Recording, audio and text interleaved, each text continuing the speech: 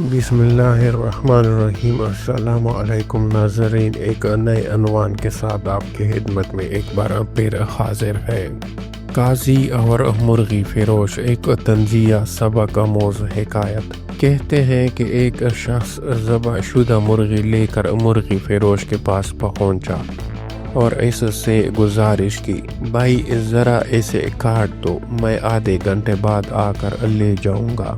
مرغی فروش نے کہا، کوئی مسئلہ نہیں، رک جاؤ یہاں پر، آدھے گھنٹے بعد آ جانا۔ یہ بات ہو ہی رہی تھی کہ شہر کا قاضی وہاں آ پہنچا۔ اس نے مرغی کی طرف اشارہ کرتے ہوئے کہا، یہ مرغی مجھے دے دو۔ مرغی فروش نے ادب سے عرض کیا، جناب یہ مرغی کسی گاہک کی ہے اور میں مزید مرغیاں نہیں رکھتا۔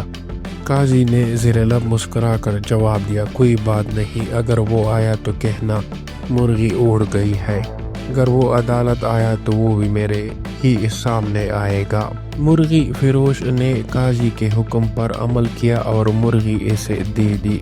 کچھ دیر بعد مرغی کا اصل مالک آیا اور بولا، میری مرغی کہاں ہے؟ دکاندار نے قاضی کے مشورے کے مطابق جواب دیا، بھائی تمہاری مرغی اڑ گئی ہے۔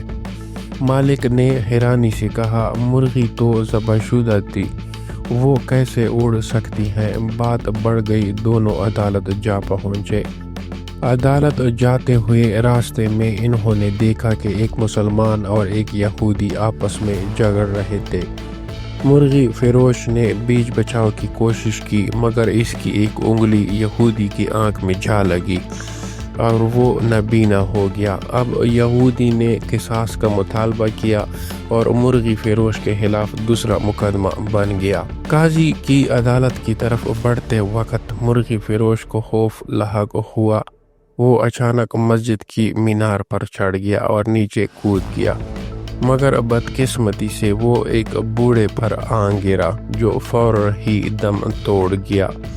اس بوڑھے کے بیٹے نے مرغی فروش کو پکڑا اور وہ بھی عدالت لے گیا۔ اب قاضی کے سامنے 3 مقدمات تھے۔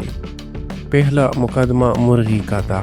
قاضی نے دکاندار سے پوچھا، مرغی کیسے اڑی؟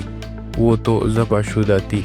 دکاندار نے قاضی کے بتائے ہوئے دلائل کو دہراتے ہوئے کہا، جناب اللہ ہر چیز پر قادر ہے، وہ مردہ کو زندہ کر سکتا ہے تو مرغی کو بھی اڑا سکتا ہے۔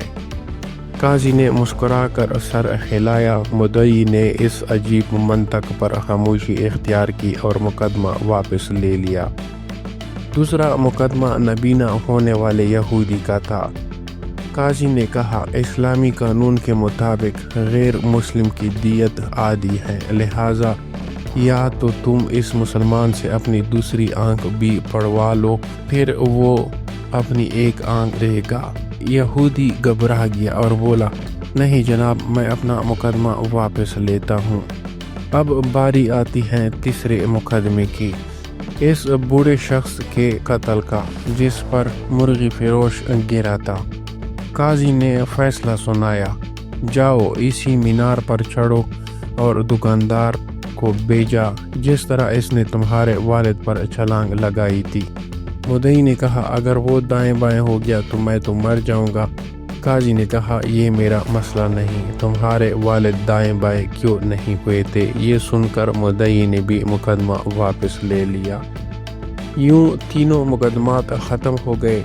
قاضی صاحب کی دانشمندی اور قانون فہمی نے سب مقدمات کو اپنے فائدے اور طنزیہ منطق سے نمٹا دیا۔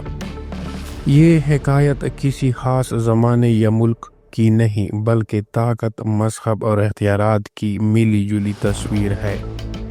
قاضی نہ صرف خود ملزم تھا، بلکہ تینوں مقدمات میں اس نے قانون کا استعمال اس طرح کیا کہ مدعی خود ہی ہار مان گئے۔